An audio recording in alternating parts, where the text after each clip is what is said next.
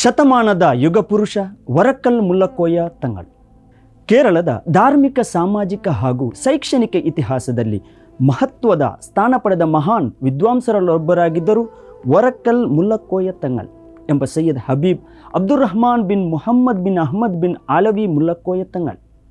ಅವರು ಕೇವಲ ಧಾರ್ಮಿಕ ಪಂಡಿತ ಮಾತ್ರವಾಗಿರದೆ ಬಹುಭಾಷಾ ವಿದ್ವಾಂಸರು, ಸಮಾಜ ಸುಧಾರಕರು, ರಾಜಕೀಯವಾಗಿ ಜಾಗೃತರಾಗಿದ್ದ ಚಿಂತಕರು ಮತ್ತು ನಾಯಕರಾಗಿಯೂ ಗುರುತಿಸಿಕೊಂಡಿದ್ದರು.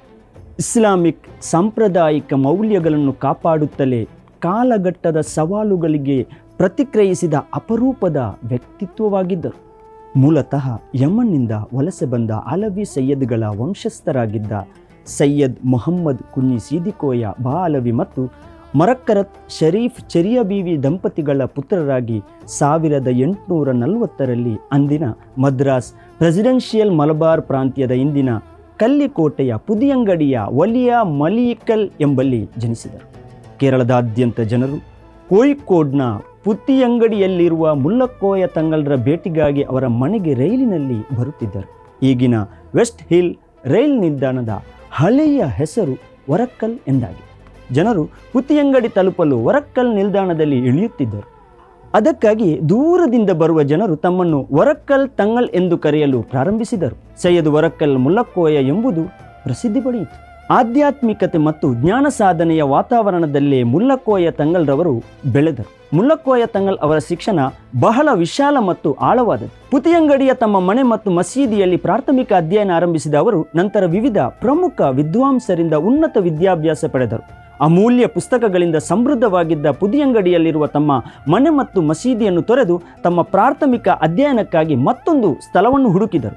ಪ್ರಮುಖ ವಿದ್ವಾಂಸ ಮತ್ತು ಅನೇಕ ಪುಸ್ತಕಗಳ ಲೇಖಕ ಕುഞ്ഞിಕಡತ್ ಅಬೂಬಕರ್ ಕುഞ്ഞി ಕಾಸಿ, ಮದೀನಾ ಸೈಯದ್ ಅಲಿ ಅಟ್ಟಾಸ್, ಯಮನ್ನ ಅಬ್ದುಲ್ಲಾ ಅಲ್ ಮಗ್ರಿಬಿ ಮೊದಲಾದ ಶಿಕ್ಷಕರಿಂದ ಜ್ಞಾನಾರ್ಜನೆಗೈದರು.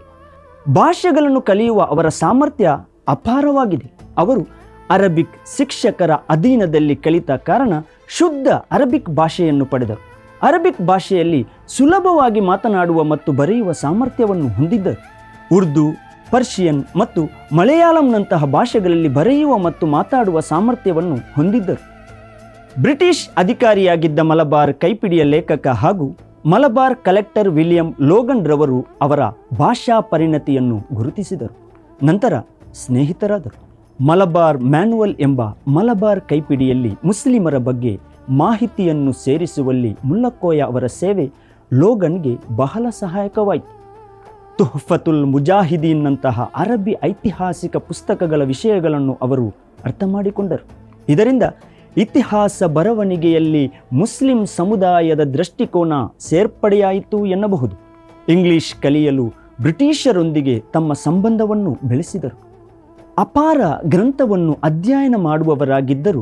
ಅವರ ಮನೆ ಅಂದಿನ ವಿದ್ಯಾಭ್ಯಾಸ, ಅಧ್ಯಯನ ಮತ್ತು ಪುಸ್ತಕ ಸಂಗ್ರಹದ ಕೇಂದ್ರವಾಗಿತ್ತು. ಬಹುಭಾಷಾ ಜ್ಞಾನವೇ ಅವರನ್ನು ಸಾಂಸ್ಕೃತಿಕ ಸಂವಾದದ ಕೇಂದ್ರ ಬಿಂದುವಾಗಿಸಿತು. ಬ್ರಿಟಿಷ್ ಅಧಿಕಾರಿಗಳೊಂದಿಗಿನ ಸಂಬಂಧದಿಂದ ಬ್ರಿಟಿಷ್ ಆಡಳಿತ ಕಾಲದಲ್ಲಿ ಮುಲ್ಲಕೋಯ ತಂಗಳ್ ಅವರ ವಿದ್ವತ್ತಿಗೆ ಹೆಚ್ಚು ಗೌರವ ದೊರೆತಿತ್ತು.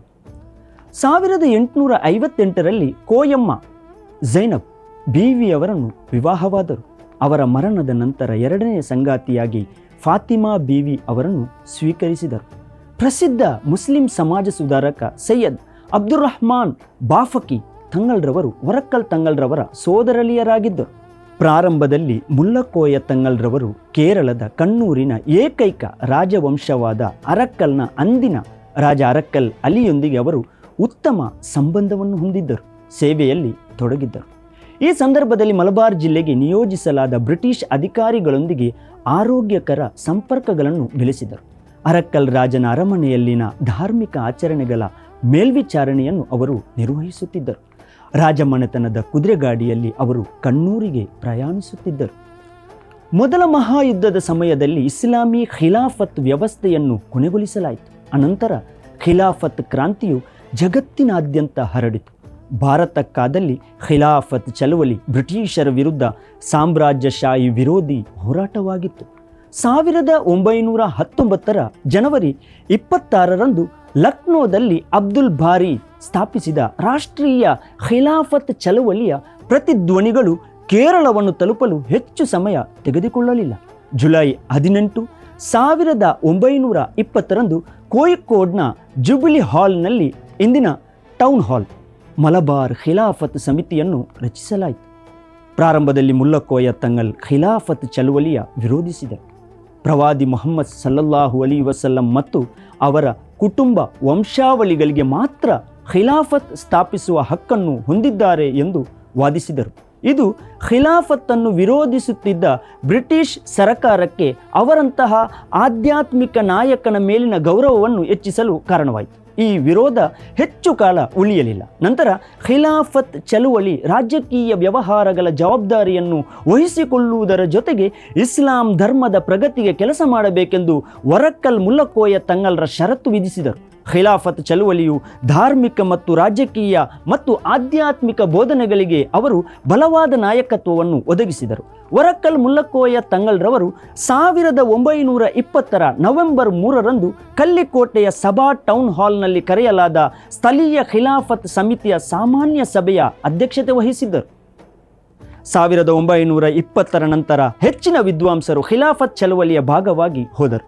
1922 ಅವಧಿಗೆ ಖಿಲಾಫತ್ ಹೋರಾಟವು ತೀವ್ರತೆ ಪಡೆದುಕೊಂಡು ಕೆಲವು ಮಹಾನ್ ನಾಯಕರು, ವಿದ್ವಾಂಸರು ಹುತಾತ್ಮರಾದುದು ಬ್ರಿಟಿಷರ ಕುತಂತ್ರ ಮತ್ತು ಮುಸ್ಲಿಂ ಸಮಾಜದ ಪಂಡಿತರ ಸರಿಯಾದ ಮಾರ್ಗದರ್ಶನವಿಲ್ಲದೆ ಹಾದಿ ತಪ್ಪುತ್ತಿರುವಾಗ ಅವರನ್ನು ಸರಿಯಾದ ಮಾರ್ಗದಲ್ಲಿ ಮುನ್ನಡೆಸಲು ಅವರು ಆಲೋಚಿಸಿದರು.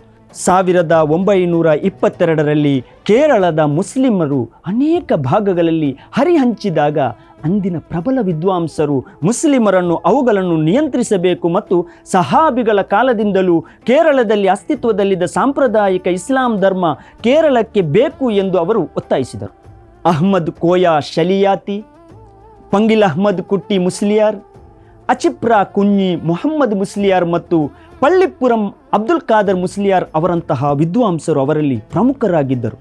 ಈ ಪಂಥವು ಕಲ್ಲಿಕೋಟೆಯಲ್ಲಿ ತನ್ನ ಚಟುವಟಿಕೆಗಳನ್ನು ಪ್ರಾರಂಭಿಸಿದಾಗ ವಿದ್ವಾಂಸರು ಸೇರಿ ಮಹಾನ್ ವರಕ್ಕಲ್ ಮುಲ್ಲಕೋಯ ಅವರನ್ನು ಅವರ ನಿವಾಸದಲ್ಲಿ ಭೇಟಿ ಮಾಡಿ ಅವರೊಂದಿಗೆ ವಿಷಯಗಳನ್ನು ಚರ್ಚಿಸಿದರು. ಅವರ ನಾಯಕತ್ವದಲ್ಲಿ ಮುಸ್ಲಿಂ ಕೇರಳಕ್ಕೆ ಇಸ್ಲಾಮಿಕ್ ಸಂಪ್ರದಾಯದಲ್ಲಿ ಬೇರೂರಿರುವ ವಿಧಾನಗಳು ಯೋಗ್ಯವೆಂದು, ಇದಕ್ಕಾಗಿ ತಾತ್ಕಾಲಿಕ ಸಾಂಸ್ಥಿಕ ರಚನೆಯ ಅಗತ್ಯವಿರುವ ಕಲ್ಪನೆಯೊಂದಿಗೆ ಅವರು 1925 ಕಲ್ಲಿಕೋಟೆಯ ಕುಟ್ಟಿಚಿರಾ ಜುಮಾತ್ ಮಸೀದಿಯಲ್ಲಿ ಸಭೆ ಸೇರಿ ವಿದ್ವತ್ಪೂರ್ಣ ಸಂಘಟನೆಯನ್ನು ರಚಿಸಿದರು. ಸಮಿತಿಯು KP ಮೊಹಮ್ಮದ್ ಮೀರಾನ್ ಮೌಲವಿ ಅಧ್ಯಕ್ಷರಾಗಿ ಮತ್ತು ಪೆರೋಲ್ ಹುಸೇನ್ ಮೌಲವಿ ಕಾರ್ಯದರ್ಶಿಯಾಗಿ ಇದ್ದರು. ನಂತರ 26 ಜೂನ್ 1926 ಕೋಯಿಕೋಡ್ ಟೌನ್ ಹಾಲ್ನಲ್ಲಿ ನಡೆದ ವಿದ್ವಾಂಸರ ಬೃಹತ್ ಸಮಾವೇಶದಲ್ಲಿ ವರಕ್ಕಲ್ ಮುಲ್ಲಕೋಯ ತಂಗಲ್ ಅವರ ಅಧ್ಯಕ್ಷತೆಯಲ್ಲಿ ಸಮಸ್ತ ಕೇರಳ ಜಮಿಯತುಲ್ ಉಲಮಾ ಎಂಬ ಸಂಘಟನೆಯನ್ನು ರಚಿಸಲಾಯಿತು. ವರಕ್ಕಲ್ ಮುಲ್ಲಕೋಯ ತಂಗಲ್ರವರು ಅದರ ಸ್ಥಾಪಕ ಅಧ್ಯಕ್ಷರಾದರು. ಮುಲ್ಲಕೋಯ ತಂಗಲ್ ಅವರ ಜೀವನದ ಅತ್ಯಂತ ಮಹತ್ವದ ಸಾಧನೆಗಳಲ್ಲಿ ಒಂದಾಗಿದೆ ಸಮಸ್ತ ಕೇರಳ ಜಮಿಯತುಲ್ ಉಲಮಾ ಸಂಸ್ಥೆಯ ಸ್ಥಾಪನೆ. ಈ ಸಂಸ್ಥೆ ನಂತರ ಕೇರಳದ ಮುಸ್ಲಿಂ ಸಮಾಜದ ಧಾರ್ಮಿಕ ಮತ್ತು ಶೈಕ್ಷಣಿಕ ಪುನರುತ್ಥಾನದ ಪ್ರಮುಖ ಕೇಂದ್ರವಾಯಿತು. ವರಕ್ಕಲ್ ಮುಲ್ಲಕೋಯ ತಂಗಲ್ರವರು ಕೇವಲ ಒಂದು ಕಾಲಘಟ್ಟದ ವ್ಯಕ್ತಿಯಾಗಿರಲಿಲ್ಲ. ಅವರು ಕೇರಳದ ಮುಸ್ಲಿಂ ಸಮಾಜಕ್ಕೆ ದಿಕ್ಕು ತೋರಿಸಿದ ದಾರಿದೀಪ. ಧರ್ಮ, ಜ್ಞಾನ, ಸಂಪ್ರದಾಯ ಮತ್ತು ಸಮಾಜ ಈ ನಾಲ್ಕನ್ನು ಸಮತೋಲನದಲ್ಲಿ ಸಾಗಿಸಿದ ಮಹಾನ್ ವಿದ್ವಾಂಸರಾಗಿ ಅವರು ಇತಿಹಾಸದಲ್ಲಿ ಸದಾಕಾಲ ನೆಲೆಸಿದ್ದಾರೆ. ಅವರ ಚಿಂತನೆಗಳು, ಸಂಸ್ಥೆಗಳು ಮತ್ತು ಸಮಾಜಕ್ಕೆ ನೀಡಿದ ಮಾರ್ಗದರ್ಶನ ಇಂದಿಗೂ ಜೀವಂತವಾಗಿದೆ. ವರಕ್ಕಲ್ ಮುಲ್ಲಕೋಯ ತಂಗಲ್ ಅವರು 16 ಡಿಸೆಂಬರ್ 1932 ಶಾಬಾನ್ ತಿಂಗಳಲ್ಲಿ ಪುತಿಯಂಗಡಿಯಲ್ಲಿ 92ನೇ ವಯಸ್ಸಿನಲ್ಲಿ ನಿಧನರಾದರು. ಅರಿವೇ ವಿಮೋಚನೆ, ವಿಚಾರವೇ ಜ್ಯೋತಿ.